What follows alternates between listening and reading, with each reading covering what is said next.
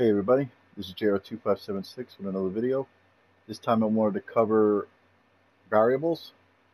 Variables, for some reason, were probably one of the most hardest things for me to understand at first. I barely used them. Once I figured out how they work, they are so helpful. They're within a scene, so as long as the variable is in the scene, and they have a variable modifier, which is under the logics and processing, the variable and the variable modifier. The variable modifier is what modifies the variable. Alright?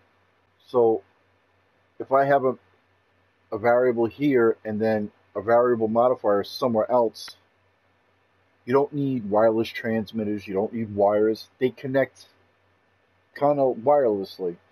They connect to each other throughout the world. The only thing is with them, you have to name them. So I'll show you. I have a white ball, which has a variable, which I named ball. These have a variable modifier. The variable name that it's going to modify is called ball. Alright, so I'm going to explain the white ball first. The white ball has the variable, which I named it ball. Right now, there's no initial value. You don't really have to mess with these too much. This is for multiplayer. This is if you want to persist within like another scene that you have made within a dream. And these are different outputs. I have it hooked up to current value at the moment. So when ball has a current value, which I wired to 4 calculators. This calculator is when A is equal to B, B is set to 0. So when 0 equals 0, it will output a signal. And since I have the variable tied to A, when the variable is 0, which will make A 0, which will be equal to B, because B will be 0, then it outputs a signal. I did the same thing again, except this time B is 1. So when the variable is 1, it'll go to A, which will become 1, which is equal to 1, which will output a signal. I did that for all of them, 0, 1, 2, 3. They're each tied to a keyframe. So when the variable value is 0, it goes to A. A equals B, because B will be 0, it will output and turn on the keyframe. This keyframe is just to keep that ball white. Alright, this is blue, red, and green, which correspond with the pads on the floor. Now the pads on the floor is just trigger zone, which I have right above it. It is to trigger a label. The label it's detecting is friend. You see my puppet is blinking because I went into the puppet and I labeled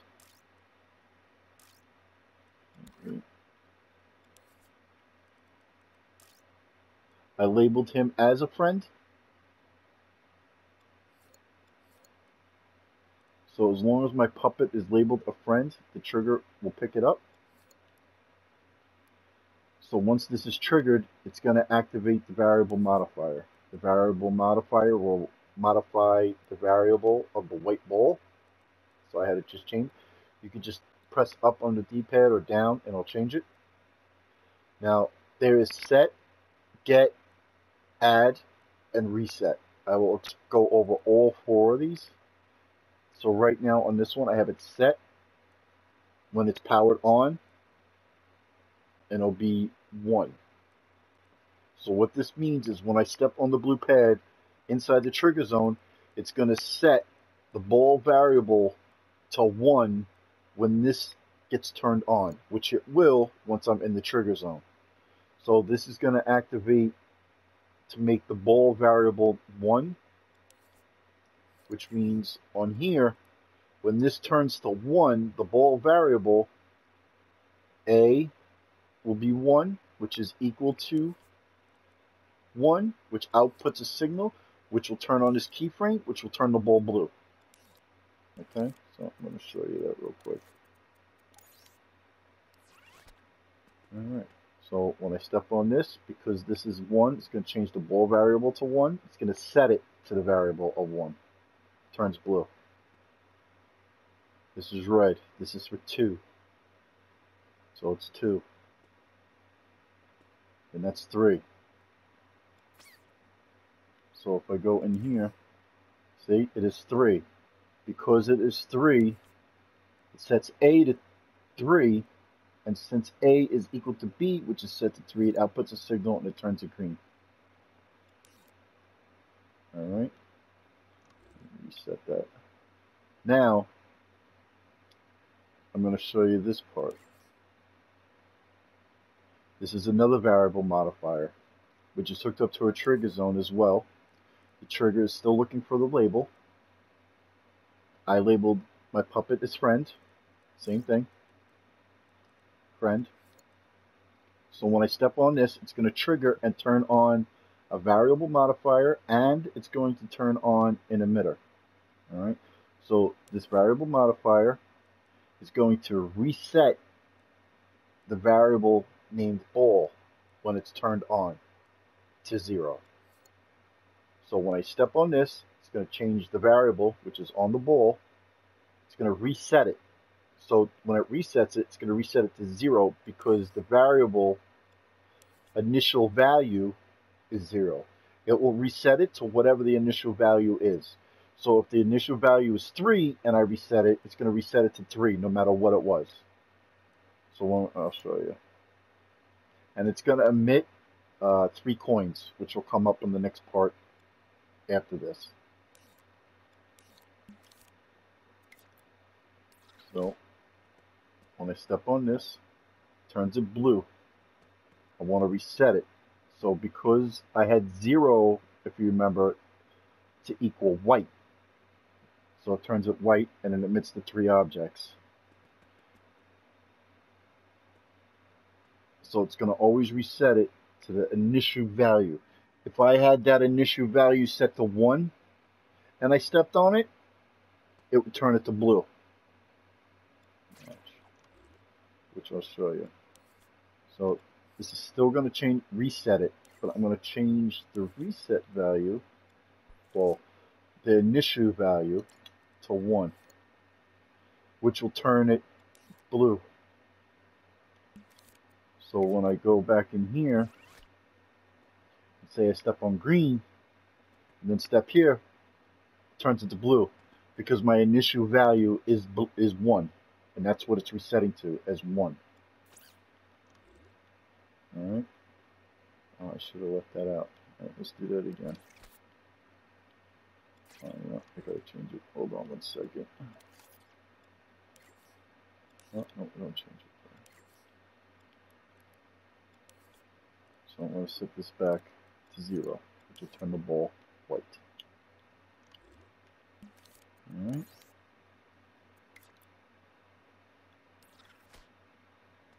So now we all know if I step on this blue pad, it's going to change into a 1, which will turn the ball blue.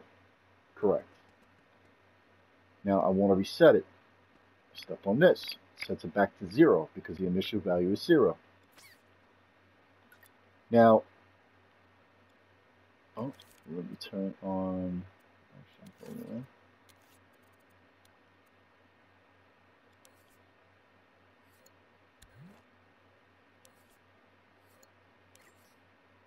Alright, so I have 3 blue coins. What I have set here is 2 variable modifiers here. This is just a number displayer, which will display above the coin. So that's that, to tell you the value. So the first one, the variable, it's a ball. So now if you remember, I had the ball set up 0, 1, 2, and 3. Now, if you notice, it has get now. So what this does, this variable modifier will get the value of the variable named ball. So if I step on blue, it will change the variable or ball to 1.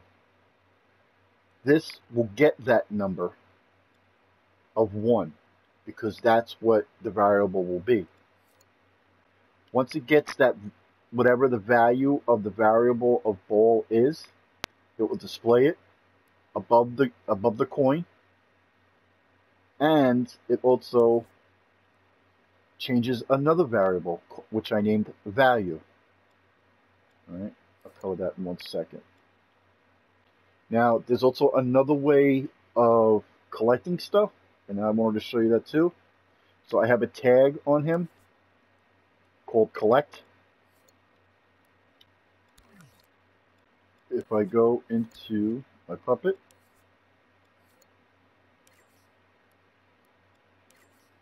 I have a trigger zone, which is to pick up on a tag. The tag is called collect. So this is another way of doing it. Instead of having the trigger zone on the floor, you can do tags. You can do it a different way. That's all I wanted to show. So it's not always has to be a trigger zone. You can make yourself the trigger zone, and then just detect tags or labels or any of these other objects that you want to pick. You know, if you want to detect imps,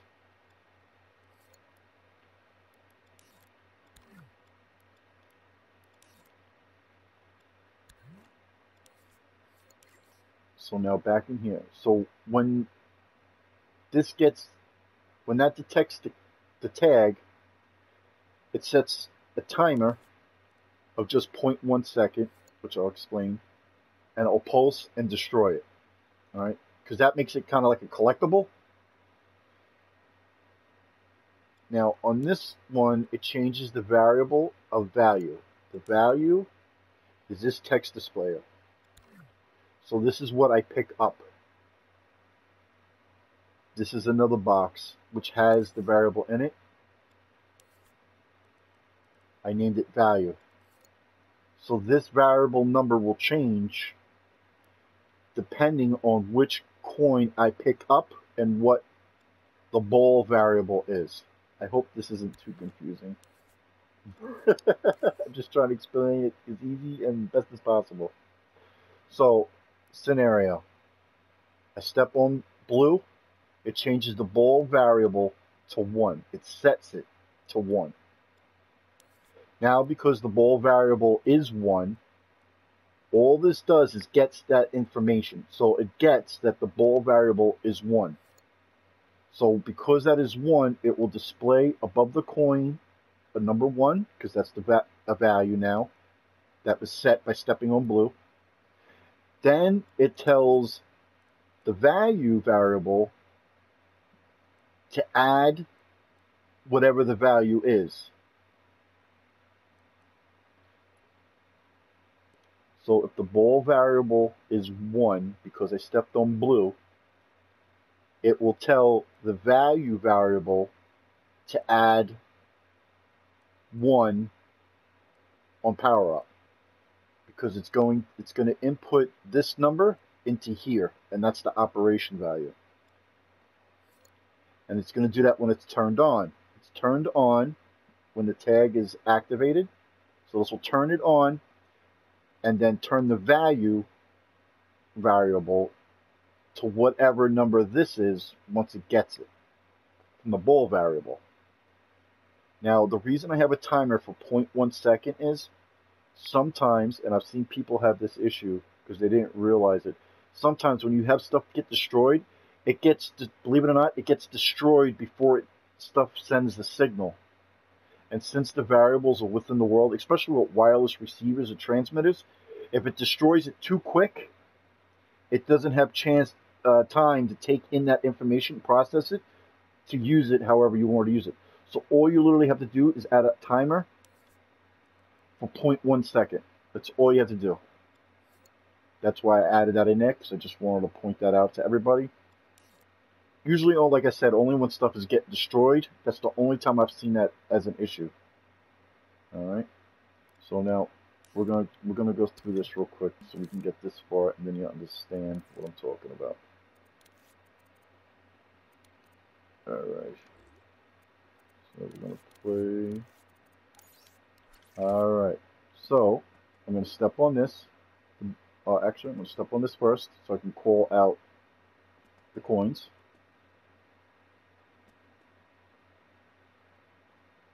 Step on blue, which was 1, which turned the ball blue, because when the ball variable is 1, it turns it blue.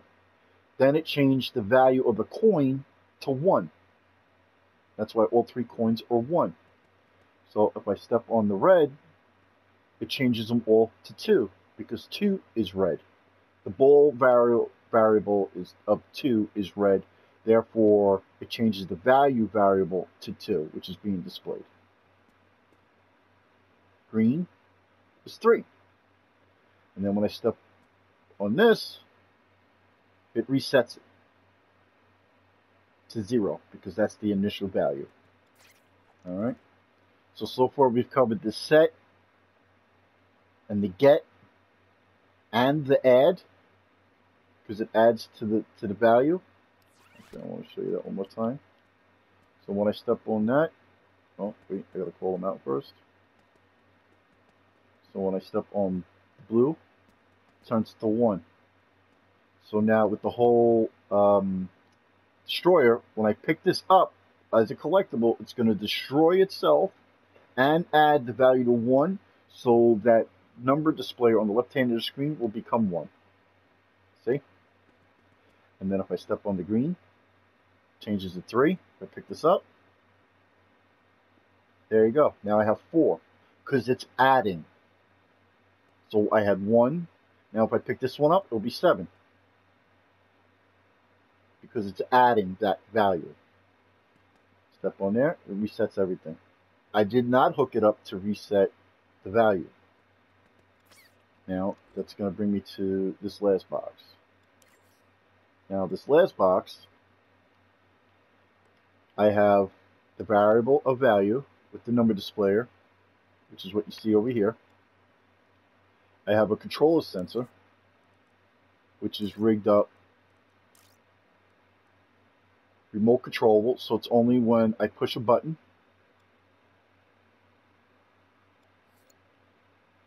I have an AND gate, so when I'm in the zone, which is right around the box, which is picking up the label of me as a friend, it will turn this on. When this is turned on and I press square, it turns on a variable modifier. When I also stand in just the area, there we go. When I stand in the trigger zone, this text will display. It says press square to deposit. So when I stand in the trigger zone, this comes up telling me to press square to deposit, and because this is activated and I press square, it will change the variable modifier. Now this variable modifier is part of the value modifier, which is on the left hand of the screen. Again, it's to use add, but it's set to -1. So that's how I deposit. Because I know some people talking about like a currency system. So now I showed you how to do the collectible and a currency to go along with it. And it's when it's powered on. And it's powered on when I hit the square button and I'm inside the trigger zone. So now I'm going to show you everything. So it turns into blue. That resets it. It turns them all to 2.